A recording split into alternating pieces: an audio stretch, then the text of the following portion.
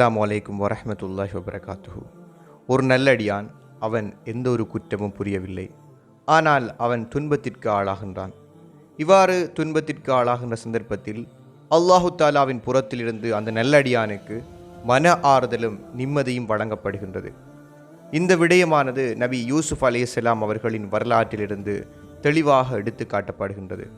யூசுப் அலைஹிஸ்ஸலாம் அவர்களுடைய சகோதரர்கள் அவரை ஒரு பால் கிணற்றில் தள்ளிவிட்டு சென்று விட்டார்கள்.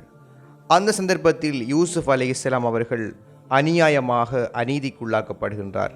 அவர் எந்த ஒரு குற்றமும் செய்யப்படாமல் அந்த சந்தர்ப்பத்தில் அவர் நிற்கதிக்குள்ளாகின்றார். எனவே அல்லாஹு தாலாவின் புறத்திலிருந்து யூசுப் அலைஹிஸ்ஸலாம் அவர்களுக்கு உதவி கிடைக்கின்றது. அல்லாஹ் யூசுப் அலைஹிஸ்ஸலாம் அவர்களுக்கு நம்பிக்கையை கொடுக்கின்றான். இவ்வாறு செய்த உன் சகோதரர்கள் ஒரு நாள் உனக்கு முன்னால் கைகட்டி யாசகம் கேட்கத்தான் போகின்றார்கள் என்ற செய்தியை யூசுப் அலைஹிஸ்ஸலாம் அவர்களுக்கு அல்லாஹு தாலா அந்த சந்தர்ப்பத்தில் தெரியப்படுத்தி பின்னர் அதனை நிகழ்த்தியும் காட்டியதாக நாங்கள் யூசுப் அலைஹிஸ்ஸலாம் அவர்களின் வரலாற்றை பார்க்கும்போது மிக தெளிவாக உணர்ந்து கொள்ள முடிகின்றது.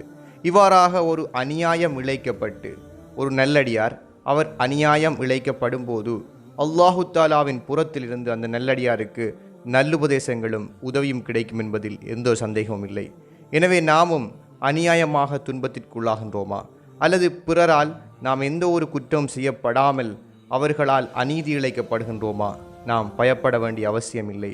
யூசுப் அலைஹிஸ்ஸலாத்துக்கு அல்லாஹு தாலா எவ்வாறு உதவி செய்தானோ, எவ்வாறு ஆறுதல் அளித்தானோ, அவன் எங்களுக்கும் நிச்சயமாக ஆறுதல் அளிப்பான்.